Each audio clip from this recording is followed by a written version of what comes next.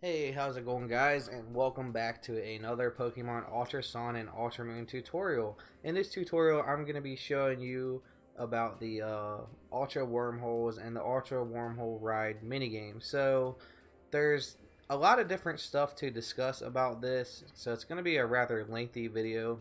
So, we'll start off with the actual game itself.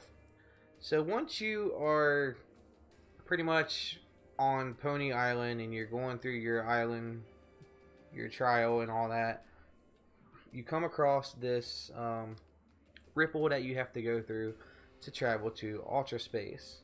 So once this is open and you've been through it one time, you can go through here as many times as you would like. So you can keep coming through here and going through all the different types of wormholes and getting rare Pokemon and stuff like that. So the way the controls work is when you go through, it starts off using the motion controlled, which is the gyroscope built into the 3DS. I'm not a huge fan of that. If you want to know how to change the controls, check out my video that I have for changing the controls for the Ultra Ride Wormhole game.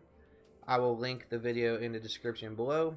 So let's go ahead and go through the wormhole just so you guys can kind of see how this works. I'm sure some of you have been here and done this, but this is for the people that want to know about this. So there are 5 different types of colored rings, wormholes I might say. So there's a red wormhole, a green wormhole, a blue wormhole, a yellow wormhole, and a white wormhole. Each one is going to take you to a different type of area. So what we're going to do is we're going to go over each type of wormhole and where they take you. So we're starting off with the red one here. And the red one is going to take you somewhere called Ultra Space Wilds. And each Ultra Space Wild in each color has a different variant. So this is going to be the Sky variant. So when you come through here, you will find flying Pokemon and things like that. Or Pokemon that have flying as a type. So there's these little shadows here, and you just walk over, and then you get an encounter here. So this one's a Swellow. I'm not going to be catching any Pokemon during this tutorial unless I come across like a shiny. Just want to show you guys how the Ultra Wormholes work. So I guess this thing's not going to let me run. Alright, so I think what I'm going to do is switch my Pokemon really quick. Just because I'd rather have something a little faster. Alright, so let's go ahead and go back out. Now each time you do this, you go back through the wormhole, it takes you back to the altar. So you then again have to click back on the wormhole to get back into the game, which isn't a big deal.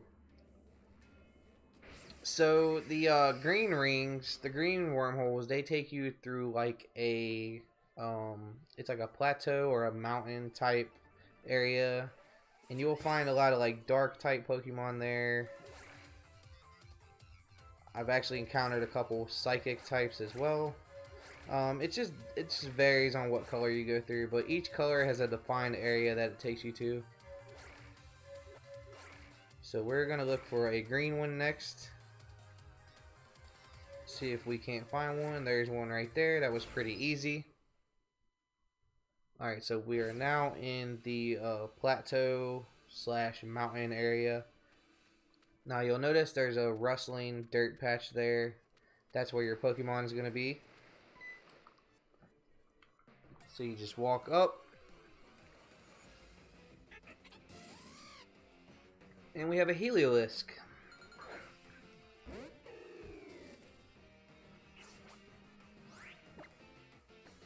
Now, the Pokemon that you encounter in these areas are not in the Alola Dex.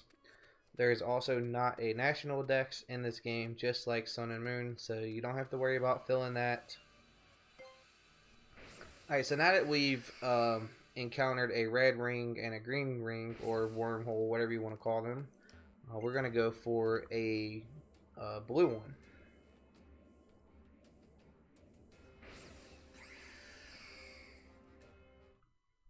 Shouldn't be too hard to find all the colors. I know sometimes it gives you trouble when you fly too far through because the game actually gets harder. So the further you go, the more rare the wormholes are going to be, especially if you're going faster. You also don't want to go super slow because if you get too low of a speed, it will just draw you into like an unwanted wormhole that you don't really want to go in. It'll pretty much take you in the closest one here. Alright, so now that we have a blue one here, this is going to take us to the water variant of the Ultra Space Wilds. And you're going to see that little water spout there. That's your Pokemon. Pretty self-explanatory once you go through. And we have a Floatzel.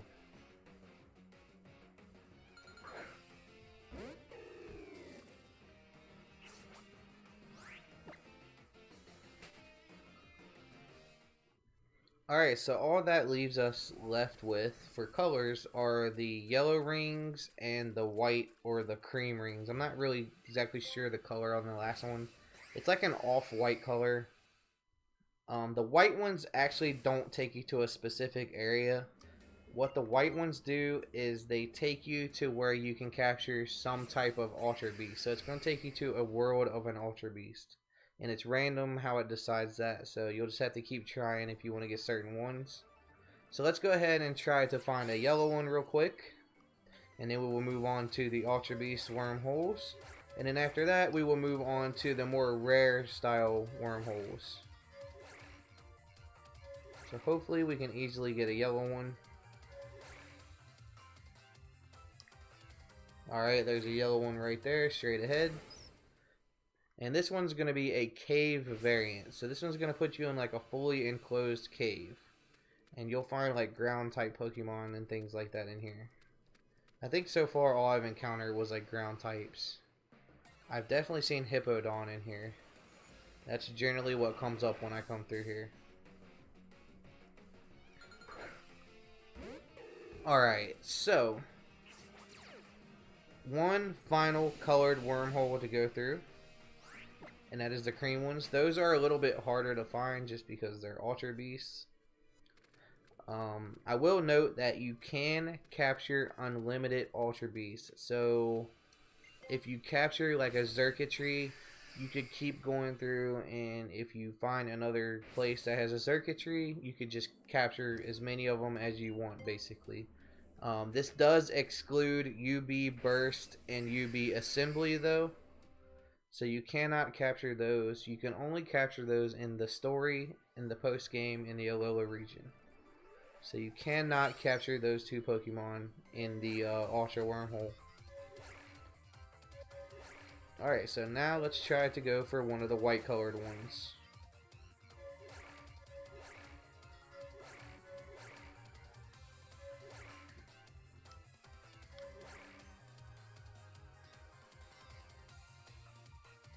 They're actually a little bit more uncommon, so it may take me a minute to find one. There's a double ring one. That's actually a more uncommon wormhole. Those are the ones you're going to want to go through if you're searching for rare Pokemon. I will get to those in a minute. We're going to save those for last. Oh man, I'm slowing down. That's not good. So far, I've yet to see a cream one. Oh man, I'm slowing down. Slowing down. That's not good. You definitely don't want to go too slow. That is bad. It will force you into one you don't want to go in if you keep doing this. It looks like we might get stuck going through one that we don't want to, honestly. And there was one right in front of us. So I'll just go ahead and cut that out, and I will see you guys when I get back to where there's a cream one. That way you guys can see instead of watching me do this over and over and over. Alright, so now we have found a cream one. This one actually has a ring around it. Unfortunately, I just can't control getting that. So this is going to take us to the Ultra Desert. Now, it is random which type of Ultra area you go to when you go through these white ones. it's going to take you to one of those specific worlds for one of the specific Ultra Beasts. So you could go to like Xurkitry's world, or you could go to Ferozma's world, which is what we're in now. So I'll just go ahead and show you guys that it's here. I'm not going to capture it though.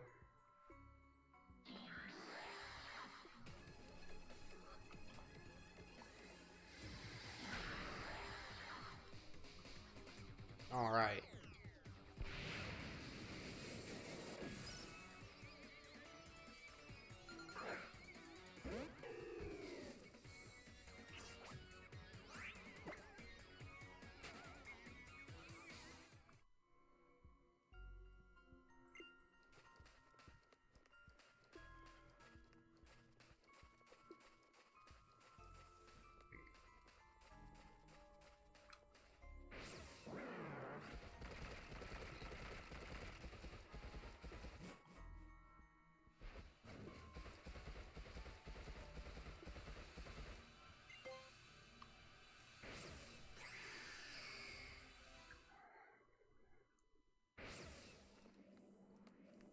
Alright, so now let's go over some of the more rare wormholes. Now that we've covered all of the colors, we're just going to randomly go through whichever the rarest one pops up that we can get. So there's going to be wormholes that have rings around them. Those are the ones you want to aim for. The more rings, the better. And some of them are actually going to be like turning rings. And those are the ones that you really want to go for. So like if you see the ring spinning around, that indicates that it's definitely a higher chance for a rare Pokemon. So we're gonna fly around through here a bit until we can find something. Shouldn't take but a couple of minutes. Start seeing ring ones pop up all over the place afterwards. Once you get moving pretty good and you get pretty far. Now, if you notice, it tells you how many light years you were away from where you started. That indicates that, like, if you go really far out, then you end up in a more rare place. So you'll notice the further you get, there are more wormholes that have rings and stuff like that. So let's just, let's keep going a bit. Let's just keep on going a bit. See what we can find here.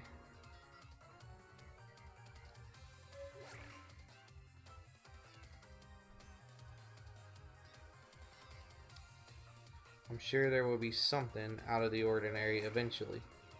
Okay, there's one with a double ring. Let's go through this one. This is a red wormhole with a double ring. So there's definitely a chance that there could be something rare here. 2,973 light years away. Let's see what we get. It's not guaranteed to be rare, but it's definitely a higher chance for like a shiny or a high IV Pokemon. And it's a Swallow. Okay, so nothing too awful exciting here. Unless it has like higher IVs or something like that. It's really not super worth getting unless you're just on the hunt for Pokemon for breeding and things like that. Okay, so that was one of the rare wormholes. We'll go through like one more just to show you guys the different ones. I'm probably not going to encounter one that's like 4 rings. Those are like stupid rare. If I do, I'll go through it. Alright, so let's check out one more rare wormhole before I wrap this video up, guys. So we'll fly through until we find something, and I will see you guys when I get there.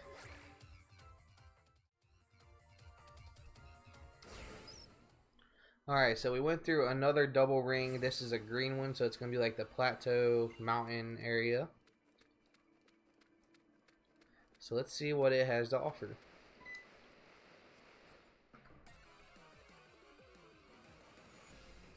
And it's a Drapion. Alright, again, nothing super exciting, but there is that chance that you can have a rare Pokemon. And what I'm gonna do is I'm actually gonna show you guys a shiny Pokemon in a wormhole, because when I was playing earlier and I was figuring all this out, I actually encountered a shiny. So just hang tight, guys, and I will show you guys the shiny Pokemon I found.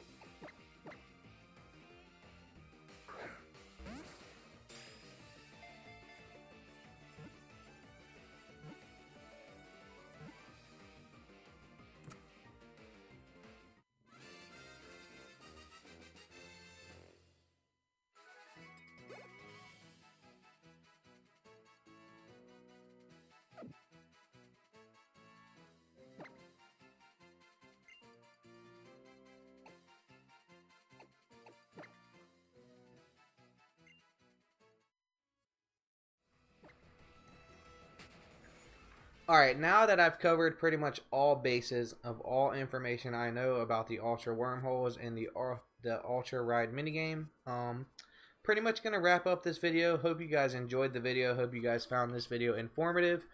Again, if you're new to the channel, don't forget to like and subscribe. It will definitely help me out a lot.